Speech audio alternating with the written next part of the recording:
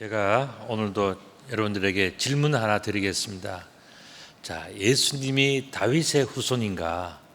아니면 다윗이 예수님의 후손인가? 문제가 어렵습니까? 예. 예? 2번. 예? 근데 예수님이 다윗의 후손 아닌가요? 예? 제가 증거를 한번 보여드릴까요? 자, 한번 보실까요? 그림을. 아브라함과 이삭과 야곱에 쭉 내려가면은 이세의 아들 중에서 다윗이 태어났으니까 예수님은 다윗의 후손 맞지 않습니까? 그 다음에 예수님의 족보를 한번 보시면 이 요셉과 마리아가 나오는데 이 요셉의 조상이 다윗이에요. 그 다음에 마리아의 집안도 올라가면 다윗 집안이에요. 네, 유다 지파 다윗의 후손입니다. 그러니까 이 사람들은 다 다윗의 후손들이에요. 그러니까 예수님은 다윗의 후손 맞죠? 그죠? 그런데 이 다윗은 참 축복받은 사람이에요. 다윗의 축복이 언제 이렇게 큰 축복을 받았냐면은 바로 사무엘하 7장 1절부터 29절 이 전체예요. 그 보면은요, 어떤 이야기가 나오냐면은 다윗이 이제 왕이 되어 가지고 이제 자기 집을 지었죠. 왕궁을 지었습니다. 왕궁을 너무너무 잘 지었어요. 돈도 많고 도와주겠다는 사람도 많고 다 그렇게 잘 지었단 말이죠. 그런데 다 짓고 난 다음에 또 돌아보니까요,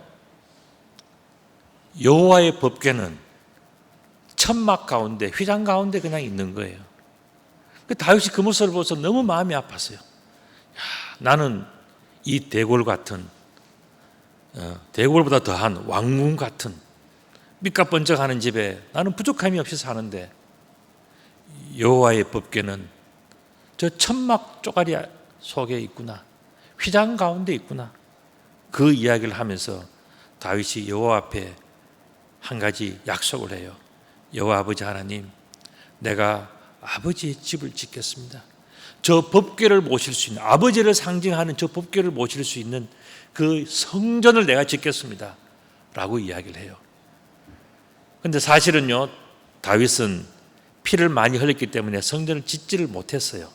그런데 다윗의 마음은 그 방치되어져 있는 그 법궤를 보면서 내가 어떻게 여호와의 법궤가 방치되어져 있고 여호와의 집이라고 하는 것은 겨우 천막밖에 안 되는데 내가 어떻게 이렇게 좋은 집에 살 수 있겠습니까? 그 고백을 하면서 너무 아파하면서 내가 짓겠습니다, 짓도록 해 주십시오, 다 기도하는 거예요. 그런데 여호와께서요, 다윗에게 뭐라 하면, 너는 너무 기특하다. 네가 어떻게 그런 생각을 했느냐? 다른 사람 아무도 그 생각을 못 하는데 네가 그 생각을 하고 네가 그렇게 하겠다니까 내가 너에게 복을 주겠다. 내가 원하는 모든 복을 주고 너의 후대 중에서 대를 이어서 왕이 나오게 하고 내가 너와 너의 모든 집안들을 다 축복해 주어서 내가 여호와의 집을 짓겠다는 그 한 가지 때문에 내가 너에게 엄청난 축복을 다 주겠다. 하나님 약속하신 것이 뭐냐? 사무엘하 7장 1절부터 마지막 절 29절까지 나오는 다 그 내용이에요. 이렇게 하나님께서 다윗을 축복해 주셨단 말이죠. 자, 그렇게 했는데 그것뿐만 아니라 시편 89편, 또 이사야서 9장, 이사야서 11장, 예레미야 33장, 에스겔 37장, 누가복음 18장, 마태복음 31장, 그 성경에 전부 다가 뭡니까? 보면은 예수 그리스도는 다윗의 후손이다. 다 그런 내용들이에요. 다윗의 후손 중에서 이렇게 복받은 다윗은요, 이스라엘 인물 중에서 최고로 복받은 사람이에요. 다윗이 일생일대에 한 가지 잘못한 게 있어요. 그게 뭐냐면은 바세바와 동침한 것. 이것 이외에는 여호와 앞에서 흠이 없는 사람이라고 그랬어요. 그래서 여호와께서 이 다윗을 너무너무 축복해 주셨어요. 어려서부터 다윗은 여호와 하나님을 사랑하고 섬기는 일이 아주 특별한 사람. 그것 때문에 눈에 띄어가지고 나중에 목동이 왕이 되었던 사람이 누구냐? 그게 바로 다윗이에요. 왕이 되고 난 다음에 자기의 아들 압살롬이 아버지를 죽이겠다 그러고 해서 피난 다니고 도망 다니고 다 하고 또 사울이 또 그랬지 않습니까? 그 모든 그 난리 속에서도 다윗은요, 한 번도 여호와를 거역한 적이 없어요. 여호와에 대해서 충성하고 헌신하고 모든 중심이 여호와를 향해서 있던 사람이 누구냐? 다윗이에요. 그래서 이스라엘 사람들은 세상의 모든 사람들 중에서 가장 완벽하고 가장 존경하는 사람이 누구냐면 다윗이에요. 그래서 오늘날에도 이스라엘의 국기에 보면은 다윗의 별이 그려져 있지 않습니까? 그게 다윗의 별이에요. 다윗 하면은 모든 사람들이 존중합니다. 또 반면에 누가 다윗을 욕하면은요, 그거는 욕으로 그냥 듣고 치우는 정도가 아니고 바로 그 자리에서 전쟁을 일어나는 겁니다. 그만큼 위대한 인물이 누구냐? 다윗이에요. 그래서 이스라엘 사람들은 우리는 다윗의 후손이다. 이게 최고의 자랑이죠. 그런데 오늘 본문의 말씀 보면 예수님께서 뭐라 그러십니까? 예수께서 그들에게 이르시되 사람들이 어찌하여서 그리스도를 다윗의 자손이라 하느냐. 이거는 예수님의 입장에서 볼 때는 틀린 이야기라는 거예요. 다윗의 후손은 아니라 예수님은 다윗의 자손이 아닌데 왜 사람들이 어찌해서 그리스도를 다윗의 자손이라고 이야기를 하느냐, 이 말씀을 하시는 거예요. 뿐만 아니라 42절과 43절에 보면은 시편에 다윗이 친히 말하였을 때 주께서 내 주께 이르시되 이렇게 나오거든요. 첫 번째 나오는 주라는 것은 뭐냐? 여호와 하나님을 이야기하는 거예요. 내 주 여호와 하나님께서. 두 번째 나오는 주는 뭐냐면은 그리스도 예수님을 이야기하는 거거든요. 내 주 예수 그리스도에게 이르시되 내가 내 원수를 내 발등상으로 삼을 때까지 내 우편에 앉아 있으라 하셨다. 하나님이 그렇게 예수님을 높여주신 거예요. 예수님 그리스도를 높여주신 내용이 바로 이 내용에 나오는 그 내용들이에요. 이 내용은 시편 110편 1절에 나오는 다윗의 시에서 인용된 시입니다. 그 내용을 보면 여호와께서 내 주에게 말씀하시기를 내가 내 원수들로 내 발판이 되기까지 너는 내 오른쪽에 앉아 있으라 라고 하신 그 말씀이 나와요. 다윗에게 하나님께서는 은혜를 주셔서 앞으로 되어질 거룩한 일, 은혜로운 일, 정말 하나님이 많이 알고 계신 그 비밀들을 다 말씀해 주신 거죠. 그래서 다윗은 그 은혜를 받고 그 비밀을 알고 시를 써서 여호와께서 내게 주시고 말씀하신 그 비밀의 내용들을 적은 내용이 바로 시편 110편의 내용이란 말이죠. 여기 내용 중에 보면 좀 어려운 단어가 하나 나오죠. 뭐냐 하면은 발등상이라고 하는 바로 그 내용이에요. 발등상, 휘포포디온이라고 하는 그러한 단어입니다. 휘포라고 하는 것은 무엇을 아래라고 하는 언더라는 뜻이에요. 그 다음에 포디온이라는 것은 푸스라고 하는 그런 헬라에서 온 거예요. 푸스가 뭐냐면은 영어로 하면 풋이라는 뜻이에요. 발, 그죠? 그러니까 휘포 그 푸스라고 하는 단어가 합쳐져서 그 발 아래, 발의라는 전치사가 되면은 포디온이라 되거든요. 그러니까 휘포 포디온의 뜻은 뭐냐면은 바로 발 아래 두는 걸 이야기합니다. 영어로 한다면은 푸스툴이라는 뜻이에요. 발을 올려놓는 거죠. 발을 올려놓는 그런 발판, 발대를 이야기하는데. 그림을 보시면 이런 겁니다. 발을 편하게 올려놓는, 뭐 TV를 보실 때나 피곤할 때 올려놓을 수 있는 그 발판, 발 밑에 있는 것, 이게 바로 휘포푸디온이라고 하는, 포디온이라고 하는 바로 그런 거예요. 이게 발등상이라는 것인데, 자, 그렇다면 제가 다시 한번 질문을 드립니다. 그렇다면은 다윗은 무슨 근거로 내가 내 원수들로 내 발판이 되기까지 하는 이런 말을 믿었을까? 그러니까 원수들이 그리스도의 발판에 있게 된다는 그 말을 다윗은 알고 또한 믿었단 말이죠. 도대체 어디에 그런 말씀이 있었기에 다윗은 그 옛날에 자기보다 더 위대한 분이 그리스도이시고 그리스도의 발 아래 모든 것이 복종할 것이라는 것을 다윗은 알았느냐 하는 거예요. 어디일까요? 성경 여러 군데 그러한 내용들이 나오지만 저는 특별히 창세기 3장 15절의 말씀을 여러분들에게 알려드립니다. 이 창세기 3장 15절을 보면 이런 내용이 나오죠. 내가 너로 여자와 원수가 되게 하고 그랬습니다. 여기에서 너가 누군지 아십니까? 창세기 3장 전체를 읽어보면 뭐가 나오냐면 바로 뱀이에요. 뱀. 내가 뱀 너로 하여금 여자와 원수가 되게 하고 내 후손도 여자의 후손과 원수가 되게 한다. 여자의 후손과 뱀은 이제는 완전히 그냥 원수가 돼 살아가는 거예요. 그리고 또한 여자의 후손은 내 머리를 상하게 할 것이요 너는 그의 발꿈치를 상하게 할 것이다 라고 예언이 되어져, 창세기 때 이미 예언이 되어져 있는 거예요. 이것이 역사 속에서 그대로 실현이 되어져 가는데 그림으로 한번 설명을 드리면 이런 겁니다. 이 사건의 본질은 바로 이것이죠. 하나님께서, 여호와 하나님께서 따먹지 말라고 한 그 선악과를 이 여인이 딱 보니까 먹음직도 하고 보암직도 하고, 그래서 이것을 따가지고는요 자기 혼자 먹지 않고는 어떻게 했습니까? 자기의 남편 아담에게 준 거예요. 너도 먹어봐. 이렇게 해서 먹은 거죠. 그래서 이 여인 때문에 사실은요 인류가 죄를 짓기 시작하고 그 죄의 뿌리가 지금까지 내려오는 거예요. 그러니까 이 하와가 저지른 죄는 엄청난 죄인 겁니다. 그래서 요즘은 여인들이 다 같이 우리 함께 예배를 드리고 이렇게 하지만은요, 불과 얼마 전까지도요 여인들은 성전 바깥에서 예배를 드리거나, 우리 초대 한국 교회도 어떻게 했습니까? 남반 여반해서요 목사님이 설교할 때도 남자들만 향해서 설교를 하고 여자들은 보지도 않고 그렇게 천막 쳐놓고 보지도 않았다는 건 아닙니까? 그게 한국 교회 초기의 내용들이에요.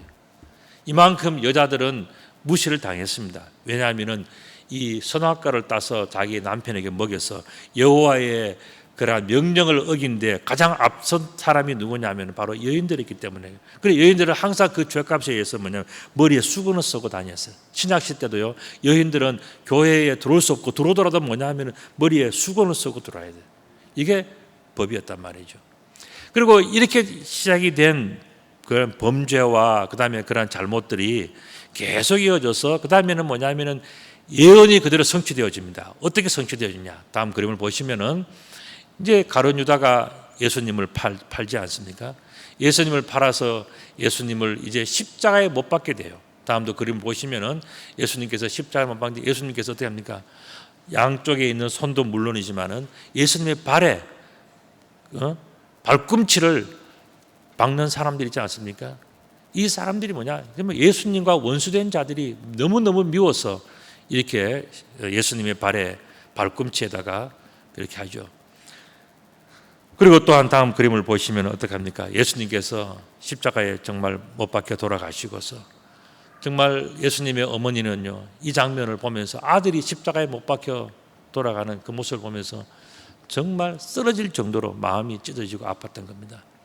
그러나 어떻게 됩니까? 3일 후에 예수님께서는 부활하시고, 그래서 예수님은 더 이상 그 죽음의 자리에 계시지 않고 승천하셔서 하나님께로 나아갔습니다. 이게 뭐냐면 예수님께서 정말 그 원수에게 발목을 잡히고 뜯기고 매맞고 피 흘리고 다 하셨지만은 예수님은 부활 승천하셔서 그 원수의 머리를 깨뜨리고 원수의 비웃음을, 그 조롱과 비웃음을 다 물리치시는 그것이 뭐냐? 바로 예수님의 부활 사건이고 예수님께서 승천하신 바로 그 사건이란 말이죠.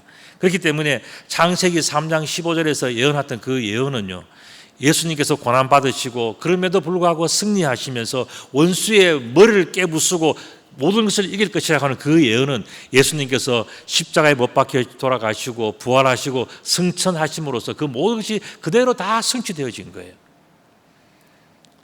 이 모든 일이 있었기 때문에 예수님께서는 이제 바로 이러한 사실을 근거로 사람들에게 이야기를 합니다. 그런즉 다윗이 그리스도를 주라 칭하였으니 어찌 그의 자손이 되겠느냐?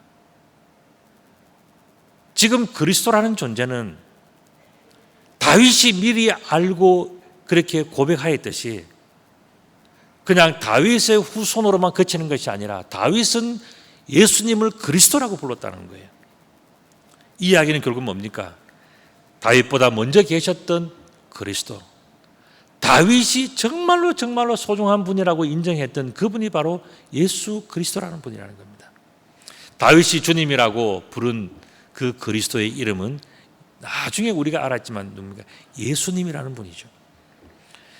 이 모든 것뿐만 아니라 요한복음 1장 1절부터 3절까지의 내용을 보면 이런 말씀이 있죠. 태초에 말씀이 계시니라. 그 그리스도는 태초에부터 계셨다는 거예요. 태초에 하나님이 천지를 창조하실 때에 하나님께서 말씀으로 천지를 창조하지 않습니까? 그렇기 때문에 태초에 하나님께서 천지를 창조하실 때도 예수님은 그곳에 계셨기 때문에 나중에 다윗의 자손이라 하는 것은 그것은 하나의 주민등록처럼 혈통처럼 그냥 호적적으로 이렇게 뭐 몇 대 자손이냐 하는 족보상의 문제이지 원래 예수님은 훨씬 더 이전에 계셨던 분이다.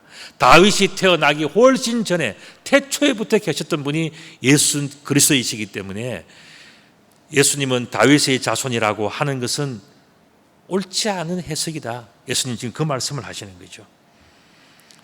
바로 그렇게 말씀을 하시면서 예수 그리스도를 깨닫지도 못하고 믿지 못하는 사람들이 세상에 많이 있다는 것을 예수님은 안타까워하셨어요. 예수님이 그리스도라는 것을 깨닫지 못하고 믿지 않는 사람들에게는 나름대로의 논리와 철학과 이유가 있는 거예요. 그런 부분에서 아주 뛰어난 사람인데 그 사람이 누구냐면 바로 서기관들입니다. 서기관들은 히브리어로는 사파르라고 하는 그런 사람들이에요. 그리고 헬라어로는 그라마투스라고 하는, 이 사람들은 뭐냐면 그라마, 이 뭐냐면 글자를 쓰는 그런 사람들이에요. 이 사파르 또 그라마투스라고 하는 이 단어는요, 영어로 표현하면 뭐냐면 secretary예요. 비서라는 뜻입니다. 자, 그렇다면 아주 중요한 질문을 그림을 또 내가 하나 보여드리는데, 몇 가지 보여드리는데 뭐냐면은 이 서기관들은 굉장히 성실하고 부지런하고 철두철미한 사람이, 글자 하나 틀리지 않는 사람들이. 다음 그림도 마찬가지입니다. 하루 종일 성경을 연구하고 글자 틀리지 않고 거기에 대해서 아주 몰두하는, 어떻게 보면 참 괜찮은 사람들이에요. 이 서기관들이 어떤 사람이냐면은 바리새인들이 되는 거예요.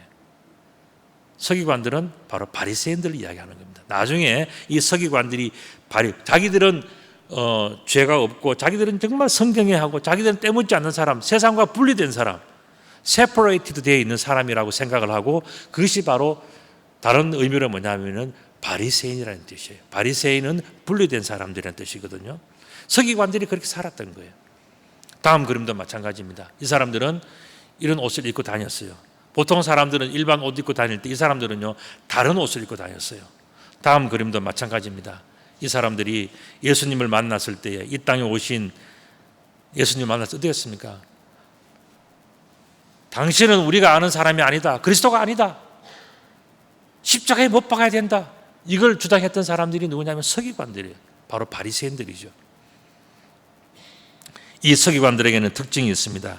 긴 옷을 입고 다니고 시장에서 문안받는 것을 좋아하고 회당의 높은 자리와 잔치의 윗자리에 앉는 것을 좋아하고 또 과부의 가상을 삼키고 외식으로 길게 기도하는 것이 이들의 특징이에요. 왜냐하면 자기들은 완벽하니까, 자기들은 남다르니까, 자기들은 특별하니까 이렇게 살아가는 것을 너무 당연시하고 자연스럽게 생각하는 사람들이 바로 서기관들이에요.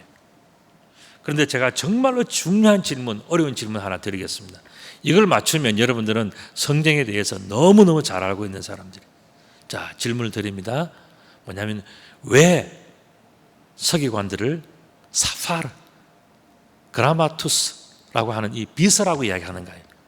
이렇게 훌륭하고 완벽하고 대단하고 특별하고 구분되어져 있는데 왜 주인 뭐 이렇게 안 하고 그냥 비서라고 이야기하는 거예요? 너무 어렵나요, 질문이? 제가 그 대답을 가르쳐 드리겠습니다. 사무엘 하 8장 15절부터 18절에 보면요, 이런 이야기가 나와요. 다윗이 이제 통일 왕국을 다 만들고 난 다음에 이 나라를 어떻게 하면 하나님 뜻대로 잘 이끌어갈 수 있을까를 생각하다가 다윗이 모든 백성에게 하나님의 정의와 공의를 세우기 위해서 다윗이 한 일이 있습니다. 그게 뭐냐면은 수루야라고 하는 아주 훌륭한 여인이 있는데 그 중에 아들이 셋이 있었어요. 그 중에서 둘째 아들 요압을 군사령으로 세웠어요. 그래서 국방을 튼튼히 하세요. 여호와의 나라, 하나님을 믿는 백성들을 지키기 위해서 요압이라고 하는 아주 훌륭한 군사령관을 세웠고, 그 다음에 아힐롯의 아들 여호사밧은 사관, 역사를 기록하는 그런 사람으로 세웠어요. 그 다음에 아히두베의 아들 사독, 그 다음에 또 아비아달, 이 두 사람을 제사장으로 세워요. 그래서 사독과 아비아달 이 두 사람이 제사장이 되는데, 특별히 아비아달의 아들 아히멜렉은 대를 이어서 일찍 제사장이 되었어요. 그래서 이 다윗 때부터 이 제사장의 체계가 잡힌 거예요. 물론 그 이전에 제사장의 그러한 역사는 아론 때부터, 그죠? 모세와 아론 이야기할 때 그 출애굽 때서부터 제사장이 세워진 거죠. 그래서 그 제사장들이 십계명 두 돌판을 보관하면서 법궤를 메고서 광야 40년을 돌아다닐 때 다 그 제사장들이 여호와께서 말씀해 주신 그 말씀대로 지키면서 40년 동안 지키고 가나안 땅에 들어가서도 그 제사장들이 그 모든 것을 지켜왔기 때문에 제사장의 역사는 굉장히 길어요. 그런데 처음 나오는 직분이 한 가지 있습니다. 그게 뭐냐면 바로 스라야 때서부터 생긴 서기관의 자리예요. 서기관. 아까 그림들을 보셨죠? 그 서기관은요, 하루 종일 성경을 뺏겨 적고 성경을 연구하고 이 성경 저 성경 다 비교하면서 성경을 연구하는 율법학자들이 누구냐면 바로 서기관들이에요. 이 직책은요, 다윗이 집권을 하고 난 다음에 그때에 처음 생긴 그러한 직책이 뭐냐면 바로 서기관이라고 하는 그러한 직책이에요. 그 이전까지는 서기관은 없었어요. 그 이전까지 제사장은 있었지만은 서기관은 없었단 말이죠.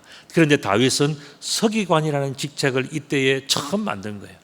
다윗이 왕국을 통일하고 난 다음에 주님을 더 잘 섬기기 위해서 만든 그 자리가 뭐냐? 서기관의 자리예요. 서기관은 다윗 이전에는 용어도 없어요. 그냥 다윗 이후에서부터 생긴 것이 서기관이라는 것입니다. 자, 이렇게 볼 때에 우리들은 생각을 한번 해봐야 돼요. 우리는 누구의 자손이기를 원하는가? 우리는 그리스도의 자손이 되기를 원하는가? 아니면은 다윗이 그리스도라고 높였는데 그리스도보다 못한 다윗의 자손으로 살아가기를 원하는가? 아니면은 다윗이 이제 겨우 만들어 놓은 서기관들이 후손으로 살아갈 것인가? 서기관의 특징이 뭐라 그랬습니까?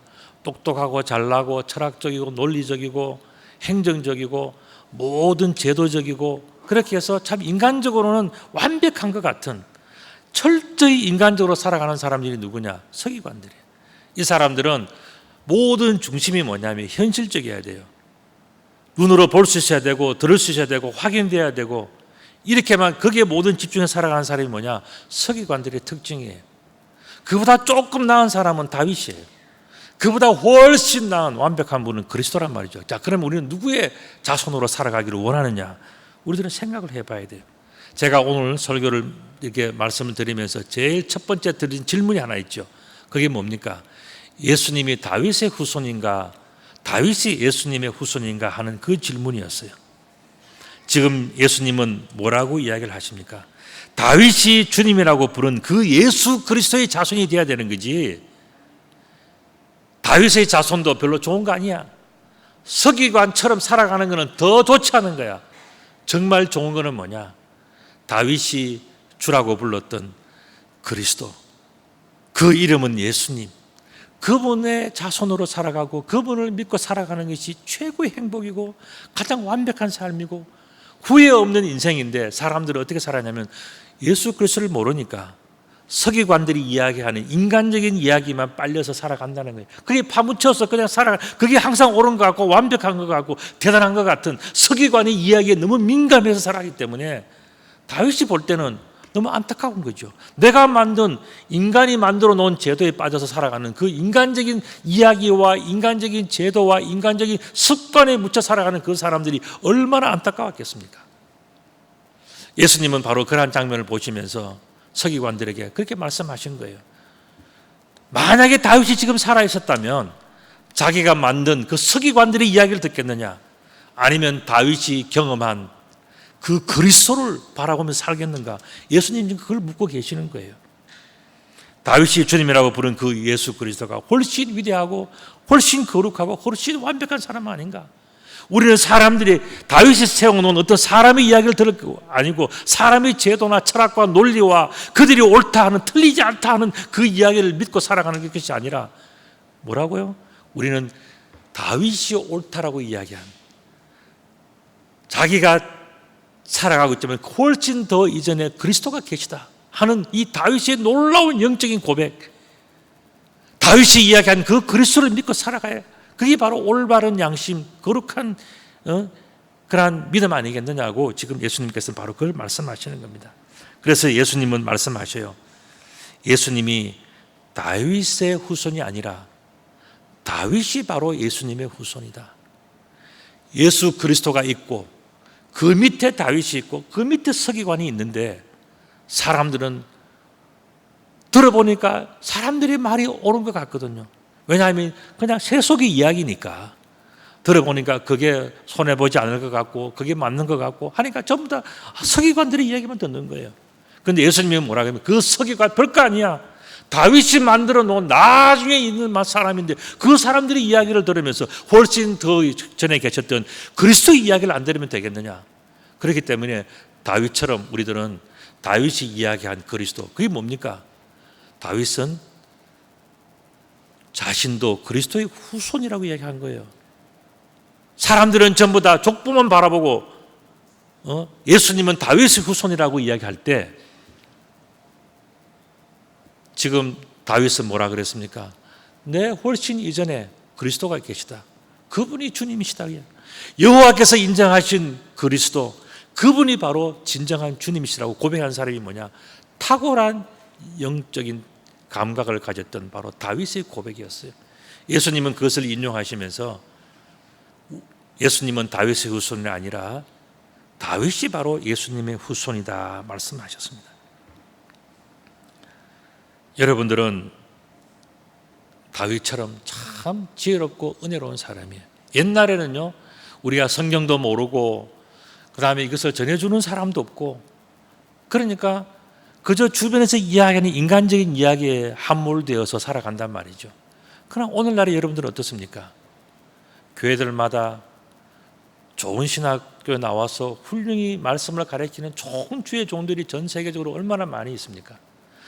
그 사람들이 성경을 연구하고 기도해서 무엇이 진짜로 옳은지를 가르쳐 주시지 않습니까? 그 핵심의 내용은 어떤 목사를 자랑하거나 자기를 자랑하거나 어떤 친구를 자랑하는 게 아니에요. 뭡니까? 그리스도를 자랑하고 그리스도를 높여드리는 것 아니겠습니까? 그렇기 때문에 여러분들은 참 복받은 사람들이에요. 너무나 쉽게 은혜를 받을 수 있고 너무나 쉽게 지혜를 얻을 수 있기 때문에 여러분들은 참 행복한 사람들이에요. 우리는 이 시대를 살아가면서 정말 다윗처럼 그 축복을 누릴 수 있는 모든 그런 은혜를 우리는 다 누리고 있는 것이죠. 그렇기 때문에 여러분들은 참 복받은 예수 그리스도의 자손들이에요. 여러분들은 서기관의 후손들이 아니에요. 율법을 따지고 뭐 문서 하나 내놓고 맞나 틀리냐 그런 거 하는 거 아니에요.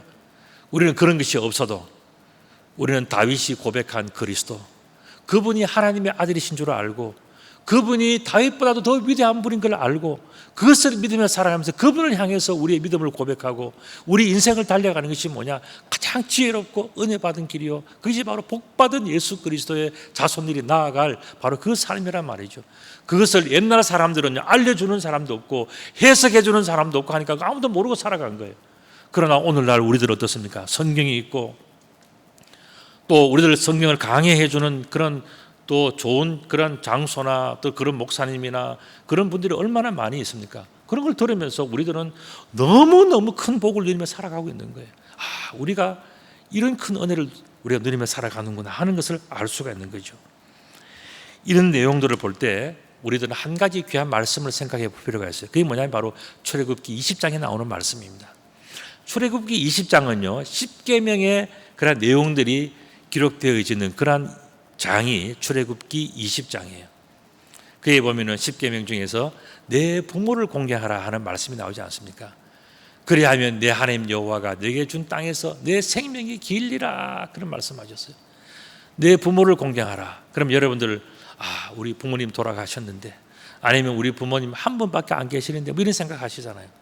그러면서 나를 낳아주고 길러주시고 어려서부터 정말 부모님이 아니면 우리가 지금 살아날 수가 없었죠. 태어났는데 부모님이 우리를 버렸다 하면 다 죽는 거예요. 부모님이 아무것도 모르는 우리들을, 그죠? 먹이시고 씻어주시고 다 보다 아프면은 또 뭐 치료해주고 다 해서 그래서 우리가 지금까지 살아온 거잖아요. 부모의 그런 사랑과 부모의 헌신은 너무너무 위대한 거예요. 그래서 내 부모를 공경하라는 말도 맞습니다. 그러나 우리들이 다시 한번 생각해 봐야 돼요. 그 부모님의 부모는 누굴까? 그 부모님의 부모는 누굴까? 또 그 외에 누굴까 생각해 보면요, 정말 우리들의 진정한 어버이가 있지 않겠습니까? 그 어버이가 누구냐? 그것은 바로 태초에 계셨던 하나님. 또 다른 말씀으로 드린다면 예수 그리스도가 우리의 진정한 어버이예요. 그런데 우리는 아는 것이 너무 짧아서 호적상에 있는 내 아버지 어머니가 내가 전부라고 생각한단 말이죠. 오늘 예수님께서 말씀하시는 것이 뭡니까? 다윗이 고백한 것을 보아라. 다윗은 그리스도를 주라고 이야기했다. 그리스도를 아버지라고 이야기했다는 거예요. 다윗의 지혜를 배우라. 다윗의 안목을 배우라. 다윗의 영적인 감각을 배우라. 다윗이 뭐라고 했느냐? 다윗은 그리스도를 아버지라고 불렀다. 주님이라고 불렀다는 거예요. 출애굽기 20장에서 내 부모를 공경하라는 그 말씀이 뭐겠습니까? 내 부모를 공경하다 보면은 그 위에 누가 계시는가를 알게 될 것이다. 그러므로 너희는 내 부모를 공경하라. 그 말씀하신 것 아니겠습니까?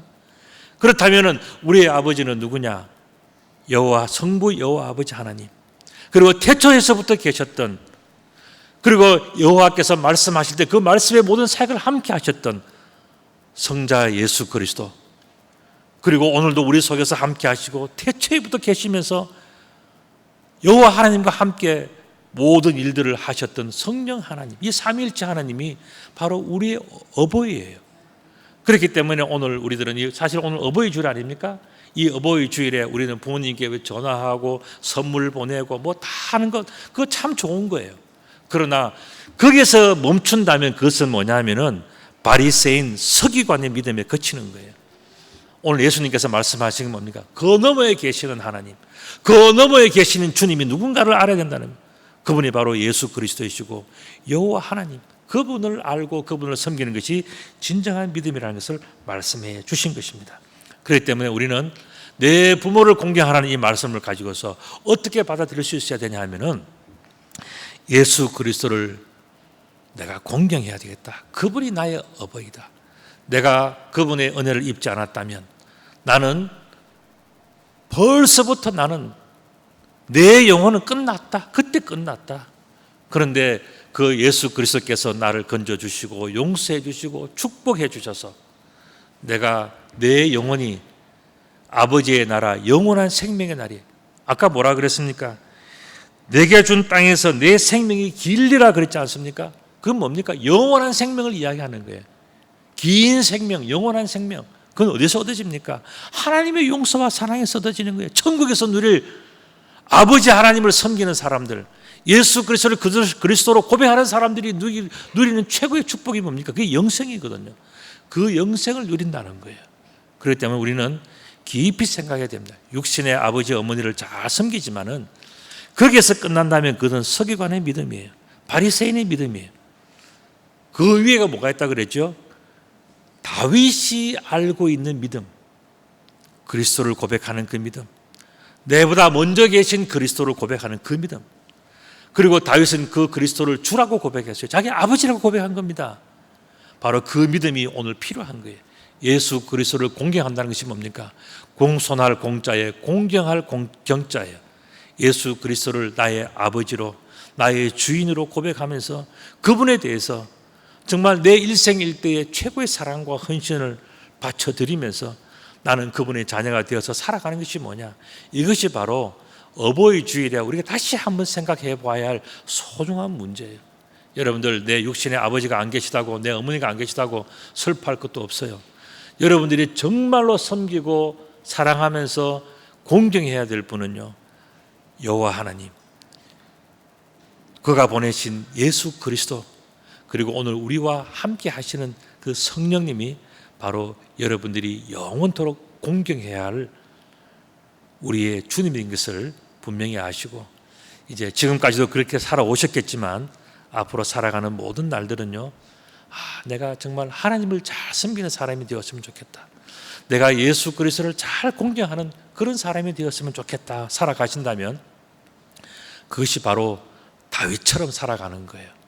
여러분들, 다윗처럼 살아가시면서 다윗이 누렸던 모든 축복을 경험하며 살아가시는 귀한 성도님들 다 되시기를 우리 주님의 이름으로 축복합니다. 아멘.